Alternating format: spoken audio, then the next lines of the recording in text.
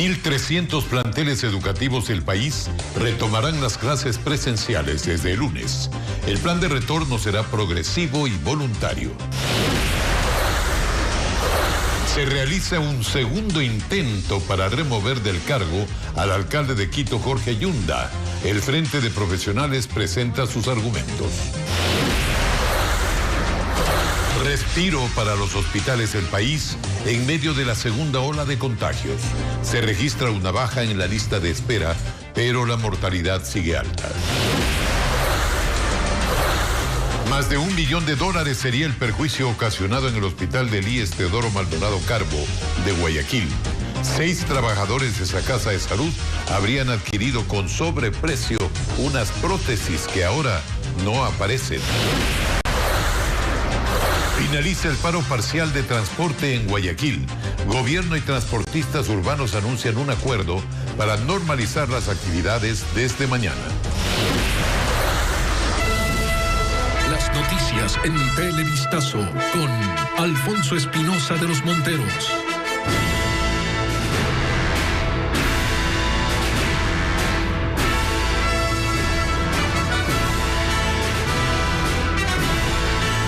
Amigos, buenas noches. Empezamos contándoles que el gobierno anunció el retorno presencial y voluntario a clases a partir de lunes.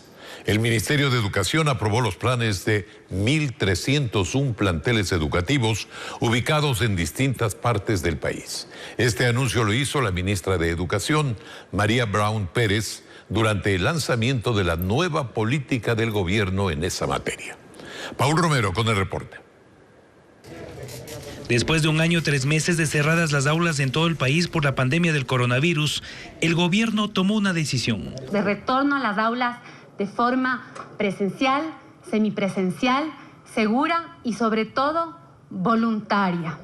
El anuncio lo hizo este miércoles la ministra de Educación, María Brown Pérez, en la unidad educativa Tumbaco, en el oriente de Quito. Señaló que a escala nacional se han presentado 15.000 planes de retorno voluntario progresivo a clases. 5.089 de ellos solicitan una modalidad semipresencial, en donde con aforos reducidos o aforos completos, dependiendo de sus condiciones, puedan tener momentos de encuentro en las aulas.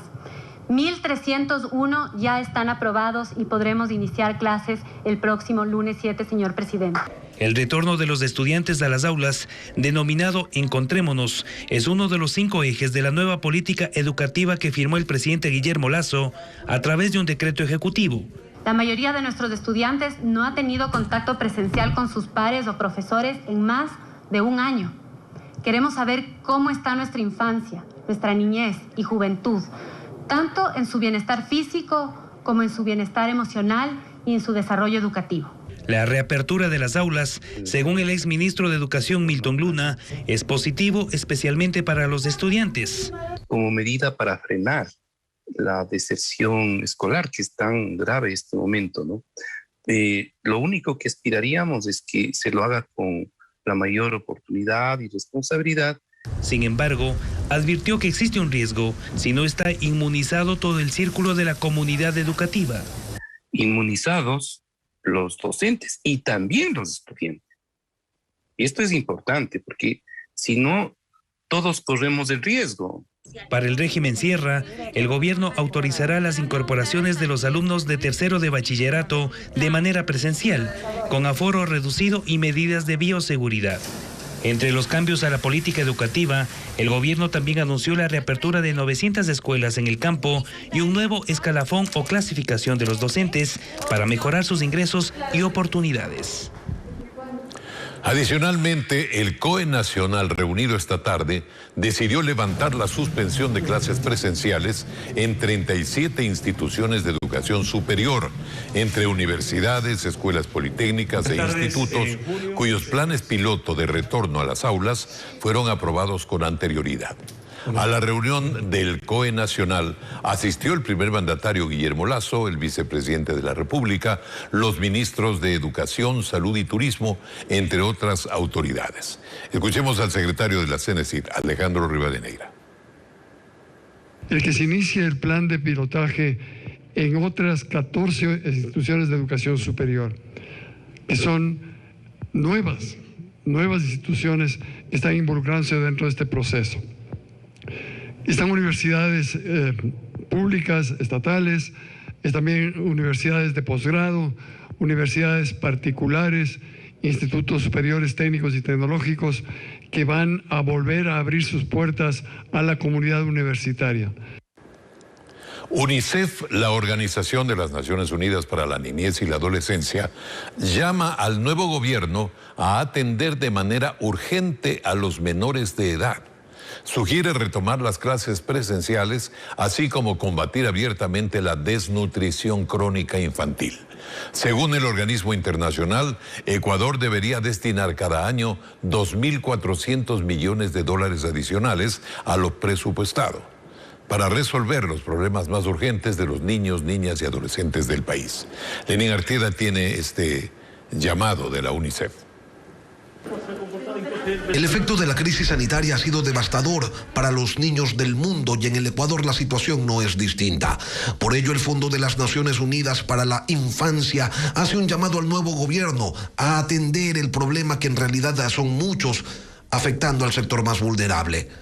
Datos de UNICEF señalan que 3.100.000 niños están en pobreza multidimensional y en ese universo 6 de cada 10 viven en pobreza multidimensional extrema. Básicamente se refiere a la falta de acceso a servicios, a las privaciones de derechos que tienen los niños, ¿no? De salud, educación, nutrición, agua, saneamiento, higiene. Cuanto más privaciones tienen de estos derechos, de estas dimensiones, más pobre eres. Por ello hacen un llamado al régimen para que priorice la atención en al menos 5 campos que se consideran urgentes: reabrir escuelas, combatir la desnutrición crónica infantil, prevenir el embarazo en niñas y adolescentes, promover una niñez libre de violencia y priorizar la inversión social, con énfasis en la niñez. 14 meses sin clases, Lenin, que los niños no han pisado una escuela. Eso va a tener repercusiones en el crecimiento económico, en la productividad del país a medio y largo plazo. Lo va a tener. Nosotros estamos haciendo un llamado a un gasto de 2.4% adicionales en el Producto Interior Bruto para atender a todas estas necesidades. Ese porcentaje en dinero serían cerca de 2.400 millones de dólares de inversión adicional por año, pero que se justifica totalmente. Señalan que es necesario, que es urgente y añaden de dónde podrían salir esos recursos. La reforma fiscal es ineludible, ¿no? Lo que sería importante es que esa reforma fiscal no ataque a los más pobres o a los que menos tienen. Invertir en capital humano ha sido una de las propuestas del gobierno de Guillermo Lasso. Ahora resta ver cómo se aplican las ofertas de campaña. Bueno, este es un llamado que hay que escuchar. Por la niñez, por el futuro, por el presente, por lo que estamos viviendo en materia de crisis sanitaria y económica. Hay que invertir más en los niños. Comerciantes del mercado Iñaquito conversaron esta mañana con el presidente Guillermo Lasso, a quien le solicitaron una revisión de los intereses de crédito y que sean vacunados. El primer mandatario hizo un recorrido junto a una delegación en el centro de abastos, donde se refirió a la corrupción dentro del sistema judicial. Paul Romero nos informa. El presidente Guillermo Lasso visitó esta mañana el mercado Iñaquito en el norte de la capital. Los comerciantes de este mercado, uno de los más importantes de Quito, expresaron su apoyo a la gestión del mandatario que lleva 10 días como presidente del Ecuador. En este corto tiempo de asumir la función ejecutiva, el mandatario, sin dar detalles, expresó su malestar con el sistema judicial y anunció una reunión con el presidente de la Corte Nacional de Justicia, Iván Saquicela. Estoy molesto con la corrupción. Mientras ustedes trabajan desde las 4 de la mañana para lograr unos 10 dólares al día, hay otros sinvergüenzas que duermen hasta las 10 de la mañana y que a las 11 se dedican a cobrar coimas o a ser de intermediarios en el proceso judicial. Y ahí lo voy a ver al presidente de la Corte Nacional de Justicia y le voy a decir a nombre de ustedes que limpie la justicia de una vez por todas para que no haya corrupción en la justicia. Lasso escuchó las diversas peticiones de los comerciantes del mercado, desde la vacunación contra el COVID-19 hasta la reducción de impuestos y tasas de interés de la banca. Que nosotros estamos obligados a pagar al SRI el 2%. Nosotros queremos por favor que nos ayude con eso. Nos ayude en el sentido de que por favor los bancos pues tomen cartas en ese asunto y nos bajen el interés. El mandatario se comprometió a gestionar sus pedidos. Tan pronto salga del mercado, haré una llamada a la Asociación de Bancos y de Cooperativas para trasladar tu inquietud. Y es necesario y es justo que existe el apoyo a ustedes. Lasso también anunció que en 30 días enviará a la Asamblea Nacional un proyecto de reforma a la Ley de Educación Superior para facilitar el ingreso de los estudiantes a las universidades. Desde esta mañana ha sesionado el Consejo Metropolitano de Quito para resolver 2 pedidos de remoción del alcalde Jorge Yunda. El análisis de la primera denuncia no continuó porque el interpelante desistió. Francisco Garcés cubre la sesión en el municipio capitalino. ¿Qué tal, Francisco? Buenas noches. ¿Qué ha ocurrido en este segundo pedido ya de remoción? Sí, Alfonso, amigos, buenas noches. Nos encontramos en el salón del Pleno del Consejo Municipal y hasta este momento se anuncia y se delibera sobre las pruebas del Frente de Profesionales de Quito. En este momento es la abogada Jessica Jaramillo de ese organismo quien está sustentando las pruebas en contra del alcalde de Quito, Jorge Yunda.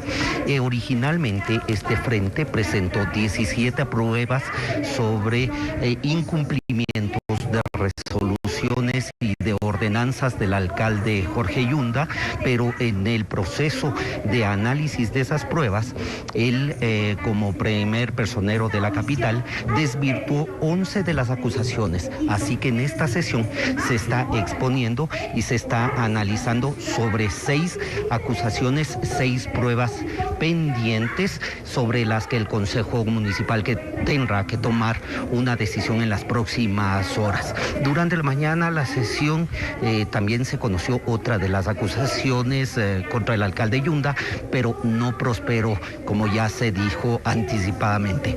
Jacqueline Rodas II preparó un informe al respecto que lo vemos a continuación. Luego de 3 horas de lectura del informe sobre el primer pedido de remoción del alcalde de Quito, Jorge Yunda, el Consejo Metropolitano se sorprendió ante la decisión del proponente Marcelo Ayo, quien retiró su solicitud en medio de la sesión. Expresamente retiro a través del desistimiento esto porque esto no se tiene que probar acá. Esto no se tiene que ventilar acá, en quienes han sido grandes causantes, la mayoría de ustedes, de lo que estamos viviendo hoy en la ciudad de Quito, y que se ha usado como pretexto para empezar a negociar sobre la base de los intereses generales de la ciudadanía. Doctor Ario, yo no le voy a permitir en absoluto que usted ponga en tela de duda la honorabilidad de este consejo. Yunda, quien no estuvo presente en la sesión, luego opinó sobre lo ocurrido. Hoy se ha evidenciado que estos ataques políticos desestabilizan y generan un feo precedente a la institucionalidad de los 221 municipios de Quito y de las prefecturas y de las autoridades electas por el pueblo. No respetan esa voluntad popular y se valen de argucias. Con el primer intento fallido, la atención se centró en el segundo pedido de remoción presentado por Alejandra Moreno, quien sostuvo que el alcalde incumplió varias ordenanzas relacionadas con el transporte público de pasajeros, la Comisión Metropolitana Anticorrupción, la compra de pruebas PCR para COVID-19 y el despilfarro en la autopromoción del alcalde. Porque no soy solamente una denunciante más. Yo traigo también las quejas de muchas personas que en este momento están sufriendo la falta de institucionalidad, la falta de liderazgo del señor alcalde. Quito nunca ha necesitado antes, tanto como hoy, concejales que nos saquen de la situación que en este momento estamos viviendo. No todas las causales fueron aceptadas, pero la comisión de mesa recomendó al Consejo la remoción del alcalde. En la lectura del informe se incluyó los descargos de Jorge Yunda, quien sobre la mayoría de señalamientos indicó que no tienen que ver con el alcalde, sino con secretarios de cada área u otras autoridades municipales. El alcalde Jorge Yunda permanece en su despacho y ahí se ha mantenido durante toda la jornada, obviamente a la expectativa de lo que sucede en esta sala del Consejo Municipal. En las próximas horas se seguirá analizando aquí estas acusaciones y se espera que en el transcurso de la noche los 20 concejales que se encuentran en ese salón tomen una decisión sobre si se remueve o no al alcalde Jorge Yunda de su cargo. Esta es la información hasta este instante en el centro de Quito, en el Palacio Municipal. Alfonso, contigo seguimos con más información. Muchas gracias, Francisco. Y estaremos pendientes de lo que se resuelva, por supuesto. Mientras todo esto ocurría al interior del municipio de Quito, en los exteriores se concentraron simpatizantes a favor y en contra de los procesos de remoción del alcalde Jorge Yunda. Mientras unos consideraban que se trataba de una persecución política, otros destacaban el abandono y el descuido en que se encuentra la capital. La policía estableció un dispositivo especial para evitar enfrentamientos. El presidente de la República vetó totalmente por inconstitucional la reforma a la Ley de Seguridad Social y parcialmente la de reforma a la Ley de Tránsito. Según el jefe de Estado, ambas tienen artículos que vulneran derechos. Patricio Díaz con el tema. Son los primeros vetos a normas por parte del presidente Guillermo Lasso. En el caso de las reformas a la Ley de Seguridad Social aprobadas por la Asamblea el pasado 29 de abril, el jefe de Estado veta la reforma totalmente, considera que es inconstitucional y explica además que podría crear problemas que pueden afectar el funcionamiento, solvencia, sostenibilidad y viabilidad del Instituto Ecuatoriano de Seguridad Social. Señala además que la designación de vocales del Consejo Directivo en proceso electoral, aunque sea de democracia indirecta, podría politizar la administración del IES. Y rotar la presidencia del instituto entre los 3 delegados restaría eficiencia y afectaría la continuidad de políticas. Esta decisión del presidente Lasso implica que la Asamblea no podrá tratar este proyecto de reformas en al menos un año. El Ejecutivo también vetó las reformas a la Ley de Tránsito aprobadas el pasado 30 de abril por la Asamblea. La objeción es parcial, es decir, solo a varios aspectos de la ley, pues considera inconstitucional, por ejemplo, que las plataformas tecnológicas de transporte sean de exclusiva propiedad de las operadoras de transporte. El jefe de Estado asegura que afectaría el derecho al trabajo de más de 70.000 personas que dependen económicamente de brindar estos servicios. Además, el presidente Lasso considera inconstitucional la prohibición de cesión de acciones o participaciones en las compañías de transporte, pues considera que limitaría la libertad de asociación. En este caso, la Asamblea deberá esperar un informe de la Corte Constitucional sobre estas objeciones para luego, con ese aval, revisar los artículos vetados por el presidente. Autoridades de la Procuraduría y del Ministerio de Economía ya dialogan con los abogados de la petrolera francesa Perenco para establecer un plan de pagos a sus reclamos. Debido a la falta de recursos en el fisco por la recesión económica, cancelar 412 millones de dólares de indemnización a esta compañía es complicado, como nos informa Juan Carlos Esprú. Los más de 400 millones de dólares que Ecuador debe pagar a la petrolera francesa Perenco como indemnización tras haber perdido el laudo arbitral no serán desembolsados enseguida. Hemos tomado ya contacto con los abogados de la compañía Perenco a efectos de proponer un plan de pagos. Estamos esperando la respuesta definitiva de Perenco. Confiamos en que la compañía francesa tenga en cuenta la difícil situación por la que pasa el Estado ecuatoriano en cuanto a sus finanzas, agravada profundamente por la pandemia. A más del plan de pagos que quiere acordar Ecuador con Perenco, hay otras alternativas, dice Luis Calero, analista en materia petrolera. Que de pronto otras personas o otros entes, otras financieras pudieran surtirle el dinero al Ecuador para que hiciera el pago, y de pronto el Ecuador podría negociar un pronto pago con la compañía con un descuento correspondiente. Esa sería una opción. Otra opción podría ser el hecho de que, mire usted, hay algunos activos que están por revertirse al Estado ecuatoriano. Y de pronto podría proponerse a la compañía que se hiciera cargo de la operación de sus activos. En la rueda de prensa sobre este tema, el procurador hizo un anuncio relacionado a los exfuncionarios, que por sus decisiones han provocado estas demandas. La Procuraduría General del Estado no cejará en perseguir la repetición por parte de los funcionarios responsables de los actos que propiciaron que este laudo arbitral haya sido emitido.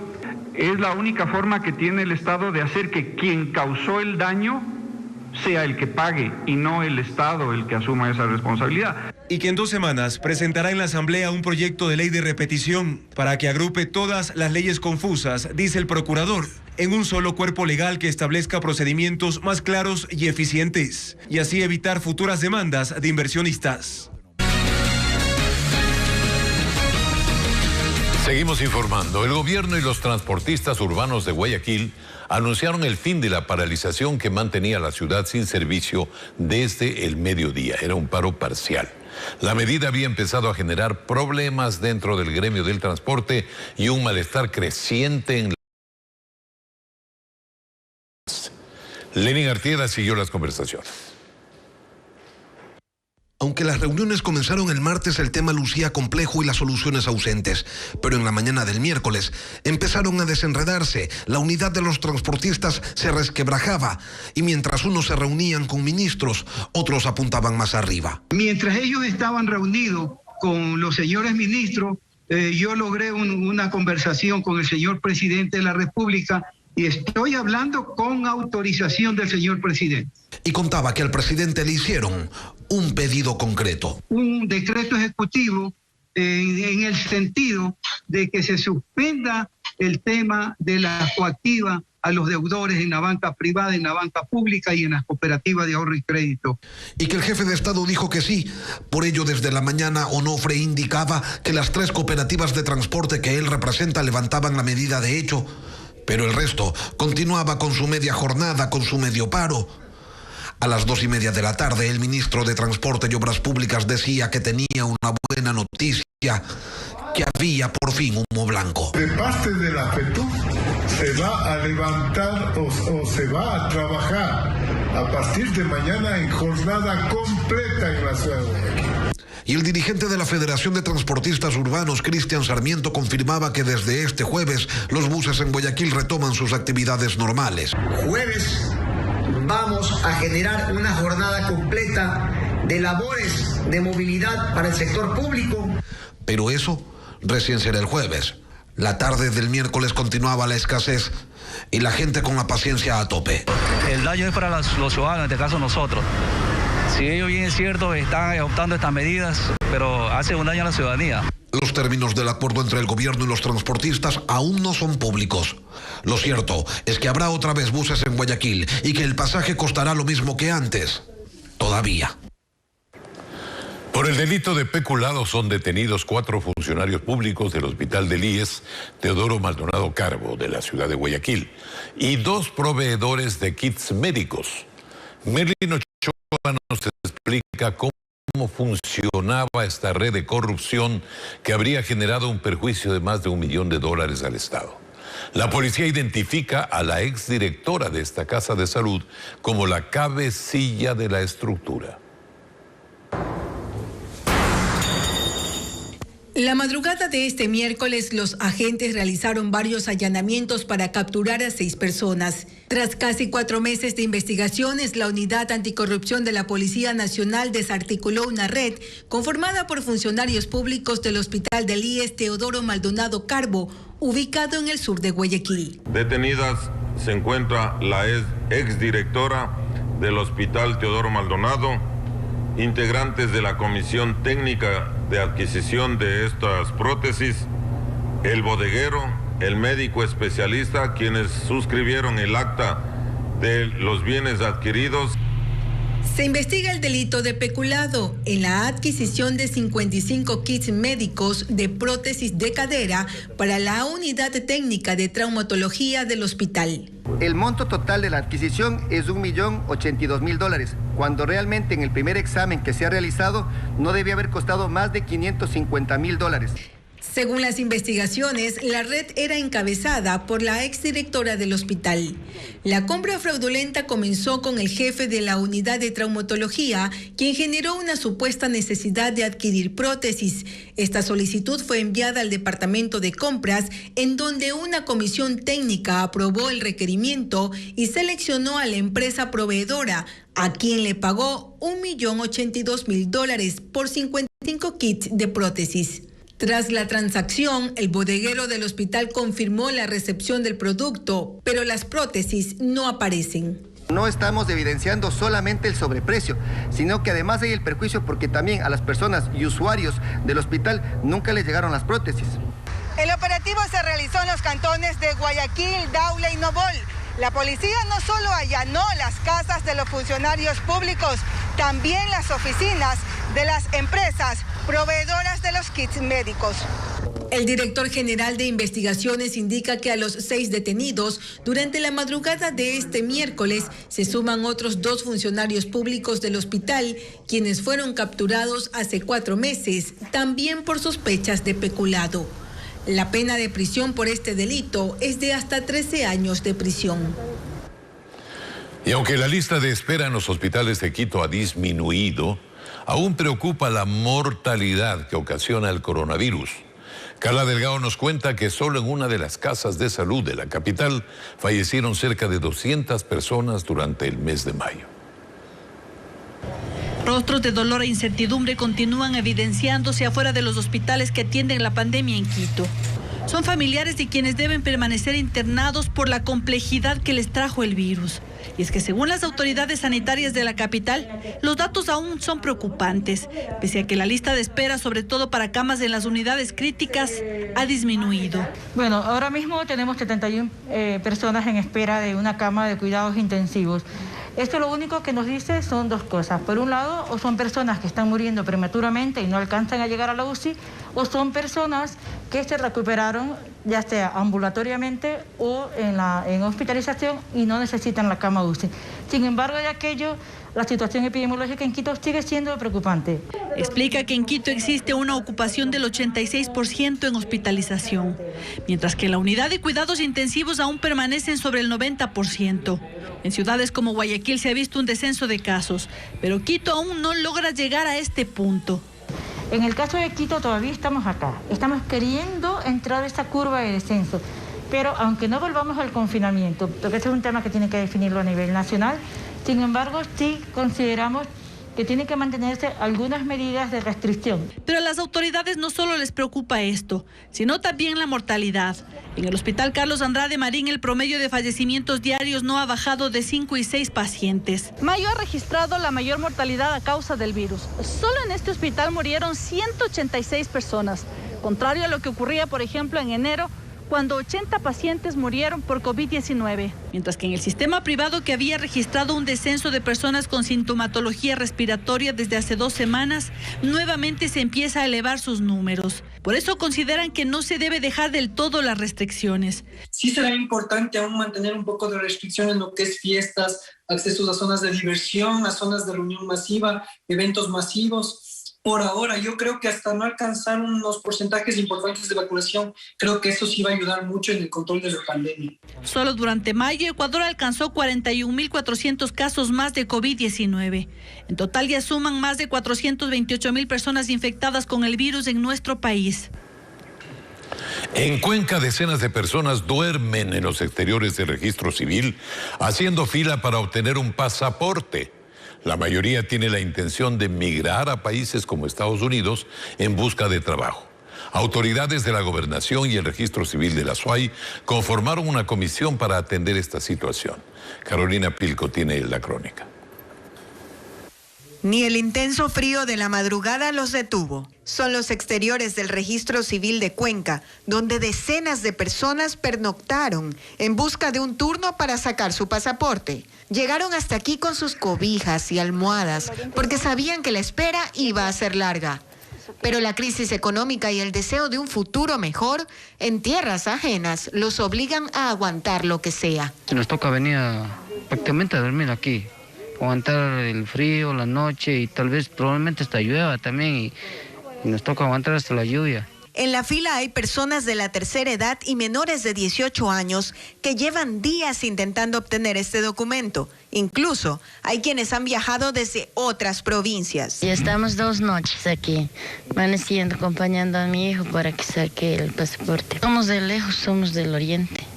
Pero con el pasar de las horas y durante el día la situación continúa siendo igual. Incluso la demanda de usuarios aumenta.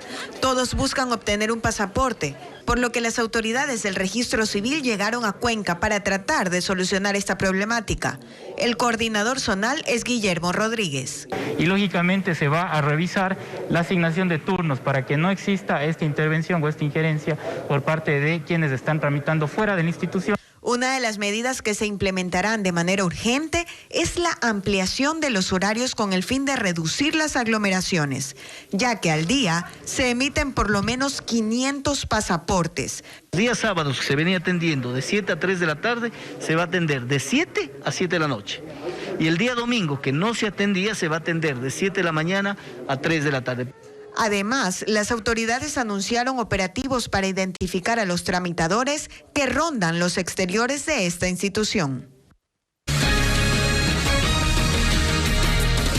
Y hay más noticias para ustedes. Esta tarde un juez dictó medidas cautelares contra un fiscal del Guayas que se abstuvo de acusar a 3 presuntos sicarios de la banda delictiva Los Chone Killers, que operan en el Cantón Durán y que fueron liberados.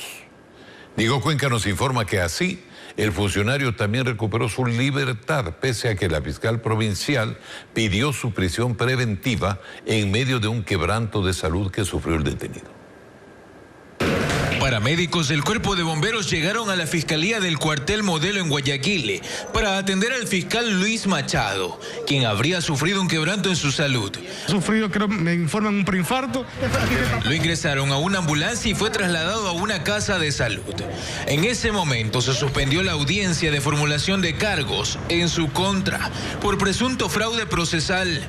Pero 2 horas después, se reinstaló la audiencia vía telemática para procesarlo penalmente por abstenerse de acusar a 3 hombres, identificados por la policía como miembros de la banda delictiva Chone Killers. Entre ellos, a su cabecilla alias Ben 10, a quien se lo vincula con al menos 8 sicariatos en el Cantón Durán, y a pesar de eso salieron en libertad. Así lo describe la fiscal provincial del Guayas, quien pidió prisión preventiva contra el funcionario judicial.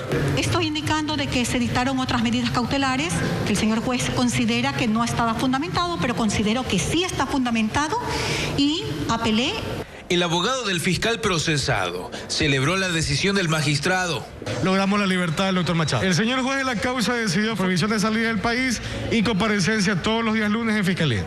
Pero no es la única actuación cuestionada de este funcionario, porque Virginia Muñoz, madre de Lisbeth Vaquerizo, víctima de femicidio, en varias ocasiones acudió a los exteriores de la fiscalía en el centro de Guayaquil para protestar en su contra. Teniendo como prueba de convicción la autopsia legal que determinaba que la muerte había sido violenta, no muerte natural, sospechosamente demoró 6 días para emitir la boleta de captura sobre el sospechoso, permitiendo que él se escapara. En tanto, el fiscal Luis Machado, de ser hallado culpable, enfrentaría hasta 3 años de prisión. Ante los constantes crímenes registrados en la provincia del Guayas, especialmente en Guayaquil, las autoridades policiales, militares y judiciales se reunieron con el gobernador Vicente Tayano Álvarez en la primera mesa de seguridad para implementar nuevos controles y operativos que permitan disminuir los asesinatos, especialmente los vinculados al crimen organizado. Las autoridades darán a conocer en las próximas horas el resultado de esta cita. Y un ex policía fue detenido portando una subametralladora dentro de un complejo judicial en Manabí, donde se realizaba una audiencia en contra de integrantes de la banda Los Choneros. El aprehendido dijo que era encargado de la seguridad de uno de los asistentes al proceso judicial. Nos cuenta Lenin Artieda. La captura se dio en Manta durante la audiencia de juicio a 5 personas detenidas en julio del 2020, acusadas de lavado de activos, enriquecimiento privado y defraudación tributaria. Los procesados están vinculados a la banda de Los Choneros. Los asistentes indicaron que en medio de la diligencia se percataron de que un hombre portaba un arma, por lo que denunciaron a la policía. De inmediato detuvieron al sujeto que encargaba una subametralladora, según explicó la fiscal, Alexandra Bravo. Al efecto ha llegado armada con una subametralladora y varias municiones. Se da la alerta, se procede a hacer una requisa, se le pide documentación. La fiscalía, a través de su cuenta en Twitter, informó que se trataría de un ex policía que, según manifestó, brinda seguridad a los procesados en el caso. Sin embargo, la Policía Nacional continúa las investigaciones para determinar quién daba el servicio de custodia pese a que no tenía permiso para portar un arma de grueso calibre. Se le encontró en sus pertenencias, además de la cédula de identidad y otros documentos, es un permiso de tenencia móvil, pero por una pistola, más no por una subametralladora. En la audiencia de flagrancia al ex policía, la jueza le dictó prisión preventiva y ordenó su traslado a una cárcel en Quito.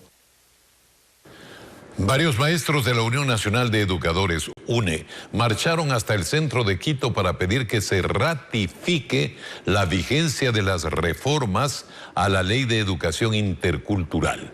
Como nos cuenta María Mercedes Granda, los docentes sostienen que se trata de un cuerpo legal que blinda los derechos de la comunidad educativa. En una marcha llegaron al centro histórico. Son maestros de todo el país. Solicitan a la Corte Constitucional que no acepte la demanda de inconstitucionalidad de la Ley Orgánica de Educación Intercultural. A su criterio, la ley recoge las aspiraciones de la comunidad educativa. Hacemos un llamado a los jueces para que ratifiquen la plena vigencia de la ley reformatoria a la LOI, porque esto significa reparación de derechos. La ley establece la jubilación por servicio sin límite de edad, el salario mínimo de $1.000 para los profesores y otros. Hemos venido a esta movilización miles de maestros aquí a Quito para que la Corte Constitucional se ratifique y de una vez por todas ponga en vigencia la reforma a la Ley Orgánica de Educación Intercultural. Ya queremos realmente que se aplique esta ley en favor nuestro. Nosotros vamos a continuar en la lucha. Las reformas entraban en vigencia en abril, pero están suspendidas mientras se analiza una demanda de inconstitucionalidad presentada por el Seguro Social, pues podrían afectar la estabilidad de esa entidad. Además, representa al Estado un egreso de más de $1.000 millones por el incremento salarial. El sistema ECU 911 reportó 31 aglomeraciones en centros comerciales de Guayaquil y en las calles del sur y centro de la ciudad. Familias enteras se concentraron en algunos sitios para festejar el Día Internacional del Niño, sin respetar las medidas de bioseguridad y el distanciamiento social. Las autoridades municipales abrieron 2 procesos sancionatorios por este motivo, como nos cuenta Bessie Granja. Las imágenes fueron captadas por videoaficionados que acudieron a centros comerciales en Guayaquil. Muestran el ambiente que se registró este martes cuando se conmemoró el Día Internacional del Niño. Familias enteras se aglomeraron en pasillos, fuera de locales y en sitios de consumo de alimentos, sin respetar el distanciamiento social. Por este motivo, el municipio de Guayaquil abrió 2 procesos administrativos con el fin de sancionar el irrespeto al aforo que se debía cumplir en estos sitios. Que van a llegar a una sanción a los responsables de que ayer se haya producido aglomeración y se haya desbordado los aforos, que en el caso de los centros comerciales lo que podían albergar era el 50% de personas en el sitio donde se destinó al patio de comidas. Según el sistema ECU 911, este lunes hubo 31 alertas de aglomeraciones en centros comerciales y en calles del sur y centro de la ciudad. Las autoridades advierten a los ciudadanos y a los dueños de negocios que se mantienen los controles para dar cumplimiento con las restricciones. hacen un llamado a cumplir con estas medidas y evitar así un incremento de contagios por coronavirus. El virus sigue dando vueltas y nosotros debemos mantener las medidas de bioseguridad todavía. La especialista insiste a los ciudadanos que contribuyan para evitar un nuevo pico de contagios de COVID-19. Tungurahua cuenta con la primera clínica de rehabilitación pulmonar post-COVID, que está ubicada en el Hospital del Seguro Social de Ambato y de sus capacidades motrices y respiratorias. En el Hospital del Seguro Social de Ambato se inauguró la clínica de rehabilitación pulmonar post-COVID. Desde ya recibe a pacientes que superaron esta enfermedad y que requieren de un tratamiento especial para poder recuperarse plenamente, sin que el virus deje secuelas graves. Cuando afecta la enfermedad del COVID, hay un daño pulmonar que impide una ventilación adecuada del paciente. Lo que nosotros hacemos es un plan de tratamiento para recuperar estas capacidades. Al momento, hay 54 personas que reciben atención. Cada caso necesita un tratamiento particular, como Carmita Yanes, de 60 años, a quien el COVID le dejó un daño pulmonar. Digo, al comienzo para las terapias, mi hija iba con el oxígeno. Ahora, gracias a Dios, me ven que ya no estoy con mi hija ni con el oxígeno. Pero gracias a las terapias, yo voy superando. Andrés Pérez también se benefició de este servicio. Tuve la dicha de poder llegar a la clínica de rehabilitación post-COVID y empezar a reintegrarme poco a poco a la sociedad para volver a ser funcional. Una de las fortalezas es el personal de salud y técnico con el que cuenta el hospital. Sí, esto es un trabajo en conjunto entre autoridades, médicos, enfermeras, personal de salud, que de alguna forma ha hecho realidad de que esto esté pasando actualmente en Tungurahua y, como le digo, esta es la primera clínica post-COVID dentro de todo el país. Los pacientes que quieran hacer uso de los servicios de la clínica post-COVID tendrán que hacer un agendamiento para ser evaluados con el fin de identificar un adecuado tratamiento de recuperación. Autoridades y representantes de los gremios turísticos en Guayaquil se organizan para la inclusión de los trabajadores de este sector en el proceso de vacunación actual del gobierno. Como nos cuenta Bessie Granja, son al menos 15.000 personas las que tendrían que inmunizarse en el puerto principal del ámbito turístico. En Guayaquil se reunieron representantes del sector turístico con la presidenta de la empresa municipal de turismo, Gloria Gallardo, para conocer cómo se consolida el proceso de vacunación del personal que labora en estos negocios, como parte de la reactivación económica que solicita este gremio. Según datos oficiales, al menos 15.000 trabajadores de este sector estratégico serían inmunizados en el puerto principal, para lo cual se creó un registro de información. Entonces lo que hicimos fue reunirnos con el ministro Nils Olsen y poner a disposición la empresa pública municipal de turismo como una plataforma que tenga el formulario de acuerdo a los campos que está exigiendo el Ministerio de Salud para consolidar toda la información del sector turístico. Para Holbach Muñetón, presidente de la Cámara de Turismo del Guayas, este es solo un primer paso para darle un respiro a este sector, que ha sufrido un gran impacto económico debido a la pandemia. A la fecha son 2.500 millones de pérdidas que tiene el Ecuador. Sin vacuna no hay reactivación definitivamente. Al momento, unos 2.200 establecimientos se han registrado en la plataforma para la inmunización. Bien, amigos televidentes, nos vamos a despedir, pero les queremos informar que hasta esta hora, hasta este momento, en el municipio de Quito sigue la sesión del Consejo en donde se pidió ya por segunda vez la remoción del alcalde Jorge Yunda. Han hecho uso de la palabra la parte acusadora y la defensa también. Se espera que la reunión se extienda unas horas más. Si tenemos resultados, estaremos informando, ya lo saben. Buenas noches y muchas gracias.